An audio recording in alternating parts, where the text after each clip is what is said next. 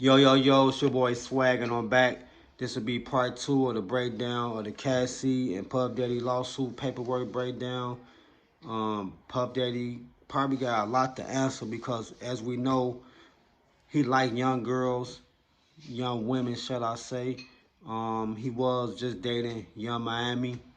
And I wanted that he get her the same way he got Cassie because Cassie wasn't interested, but he kept throwing himself at her. And by her being a young 19-year-old, she was only focused on one thing, and that was changing her lifestyle. By Puff Daddy being her manager, she thought that if she did turn him down, that he'll kick her off to the side and not really mess with her. So she decided to like give him a chance. She only gave him a chance because he kept pursuing it, and he created a flyer for her to fly out to Miami, knowing that she had a boyfriend that he couldn't attend. And once he got it there, the first thing he gave her was an X pill.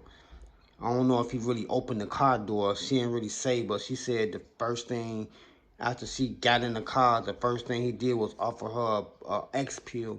She said, I never did an X pill before, and she really didn't want to do it, but she did it because that's Puff Daddy. That's her boss.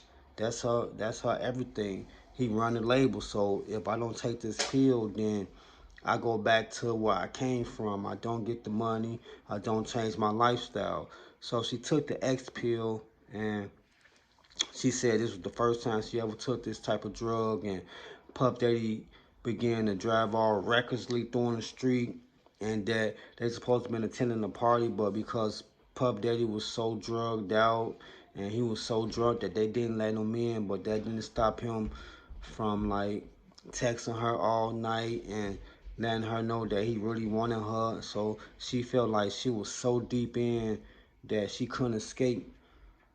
So from there, Puff Daddy would begin to take her out, continuously give her drugs, and they had sex. So after they had sex, then she said Puff Daddy began to control every phase of her life, from traveling, getting her hair done, shows, eating, and everything else. And she said she noticed one thing about Puff Daddy is that he was a pill popping animal and that he was addicted to pain pills. So according to her, once he ran out of pain pills, he began to get pain pills in her name. And if that's true, that's proof that what she's saying is actual facts, because if he put pills in her name, then we should be able to pull that prescription up. Well, the court should be able to pull that prescription up and prove that some of the things that she's saying are facts. So about her having not one, not two, not three, not four, not five, but 10 album deal with Bad Boys, she felt like she could not turn this relationship off.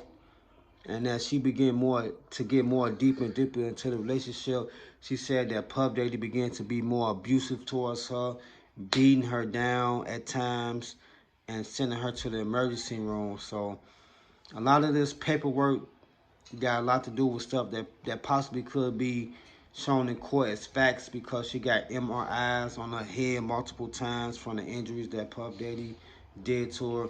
I'm not sure if it was the alcohol, if it was the pills, but she said that he was a very violent person during his time. And he also began to buy her like different houses around his houses in New York, California, just to keep her close. And at one point, he actually flew her parents in and gave her an apartment, which they thought it was because of her career, but it was really because they was in a relationship. Puff Daddy like really used his status to stay on top of her every move. She said that he had people that was willing to do whatever that he said because he had the money, which detailed following her around, her not having a personal life at all. She said that that took a toll on her, and once that took a toll on her, she wanted out, but it was very hard for her to get out. He was actually in a relationship with her while he was actually in a relationship with somebody else. So in the paperwork, it just says that how they got in the relationship was that she was afraid to tell him no because that was her manager, her boss, and the label owner. It's your boy Swag. I'm gonna continue to break down the paperwork on this lawsuit.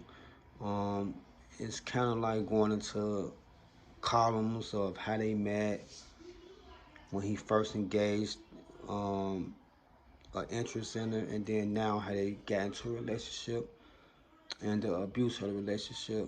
So part 3, I'm gonna break down a little bit more. Y'all stay tuned. It's your boy Swag. And all I got to say is power. Money is a dangerous thing in the wrong hands. And it looks like Puff Daddy's been using this power for a long time. It's your boy Swag, and I'm out.